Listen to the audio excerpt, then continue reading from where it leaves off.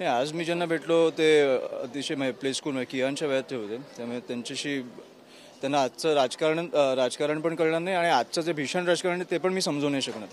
त्याच्यामुळे मी जस्ट त्यांना भेटायला गेलेलो, कारण ते मला वाटतं नितीन सरांनी ते डेव्हलप केलेलं, ते खाली जिम आणि वर नर्सरी. त्याच्यामुळे ते जे शिक्षक होते त्यांना आम्हाला भेटायची इच्छा होती. पण आजी आजोबा असतील किंवा लहान मुलं असतील, सगळ्यांकडनं जो रिस्पॉन्स होतो तो अतिशय उत्तम आहे. आज तुमच्या मतदारसंघामध्ये एकीकडे महेश सावंत आहेत, त्यांच्या प्रचारासाठी आदित्य ठाकरे आहेत आणि दुसरीकडे श्रीकांत शिंदे देखील सभा घेत आहेत. दोन वेगवेगळ्या शिवसेनेचे नेते जे आहेत त्याच तुमच्या मतदारसंघात आहे. आज तुमच्यावर टीका देखील होऊ शकते, अपेक्षा आहे. काय सांगू? काहीच नाही सांगणार. काय सांगू? त्यांचे ठीक आहे ना, मी नाही घाबरत ह्या लोकांना आणि मला फरक नाही पडत. मी माझं काम करतोय, त्याच्यामुळे त्यांचं स्वातंत्र्य पक्ष आहे, त्यांना प्रचार कोणासाठी करायचा त्यांनी बघावं. आज खरं तर असं म्हटलं जात आहे की अमित ठाकरे यांच्याबद्दल आदित्य ठाकरे टीका करू शकतील, अशी अपेक्षा व्यक्त केली. आता करू शकतील, नंतर आपण बोलू ना, केल्यानंतर आपण बोलू. आता मी काय सांगू?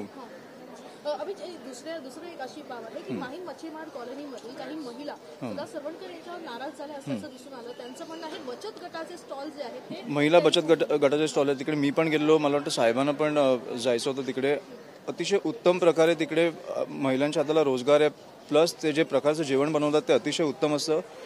ह्या लोकांनी तो मला वाटतं निवडणुकीच्या आधीच बंद करून टाकलं. काहीतरी फालतू दारू विकतात आणि हे कारण सांगितलं आणि बंद करून टाकलं. तसं अजिबात नाही आहे.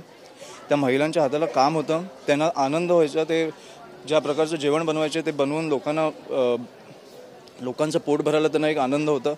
तो तुम्ही कुठेतरी त्यांच्याकडनं हिचकावून घेतला. त्याच्यामुळे मला वाटत नाही हे बरोबर आहे. एकीकडे लाडकी बहीण म्हणतात, दुसरीकडे बहिणीवरच दारूचे आरोप लावतात आणि त्या बहिणींना धमक्या येतात म्हणून बहिणीच्या आहेत त्या माहीम पोलीस स्टेशनमध्ये देखील जातात. एक्झॅक्टली. मग आता तुम्हीच बघा की लाडकी बहीण वगैरे तुम्ही कितपत तुम्ही बोलताय, ते वागताय, तसे वागताय, हे तुम्हीच विचार करा. तुम्हाला वाटतं म्हणजे एकीकडे बोलणं आणि एकीकडे वादे देणं बहिणींना आणि दुसऱ्या प्रकारे कृतीतून ज्या गोष्टी समोर येतात त्याच्यामध्ये काही तथ्य आहे? म्हणून मला वाटतं की बोलण्यापेक्षा तुम्ही काम काय करता ह्याला जास्त लोकांनी महत्त्व द्यावं या निवडणुकीत तरी.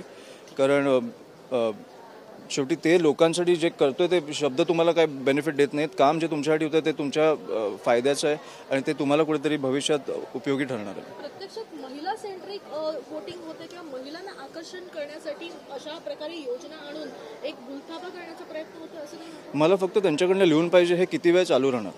कारण आपण जी फुकटची सवय लावतोय हे किती वेळ चालू राहणार, मला त्यांच्याकडनं एक लिहून पाहिजे.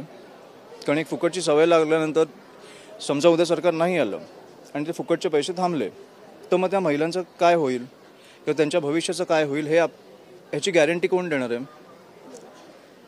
मग जिकडे खरे बलात्कार होत आहेत, जिकडे ॲक्च्युली महिलांच्या हाताला रोजगार आहे, तिकडे ते तुम्ही सगळं तिकडे दुर्लक्ष करताय, ते थांबवत आहे आणि इकडे फुकट पैसे वाटत सुटलेत. बरं, हे पैसे कोणाचे आहेत?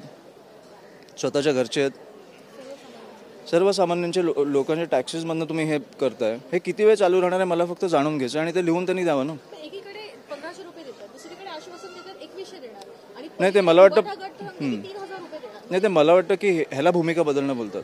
ते आधी काय बोललेले की जे काय लाडकी बहिणी वगैरे उगाच चालू आहे, मला वाटतं राहुल गांधीपासून सगळे बोललेले. त्यांना कळलं ते बॅकफायर व्हायला लागलं म्हणून त्यांनी भूमिका बदलली. आता 2500 देतात, 3000 सॉरी. त्याच्यामुळे ह्याला भूमिका बदलणं बोलतात. आमची भूमिका ठाम आहे. आम्हाला पाहिजे की जिकडे बलात्कार होतात तिकडे ज्या गुन्हेगारांना शिक्षा झाली पाहिजे, जिकडे महिलांच्या हाताला काम मिळते तिकडे तो रोजगार त्यांना टिकून राहायला पाहिजे, अजून महिलांना रोजगार मिळाला पाहिजे, ही आमची भूमिका आहे मला वाटतं. आणि म्हणून आम्ही त्याच्यावर ठाम आहोत.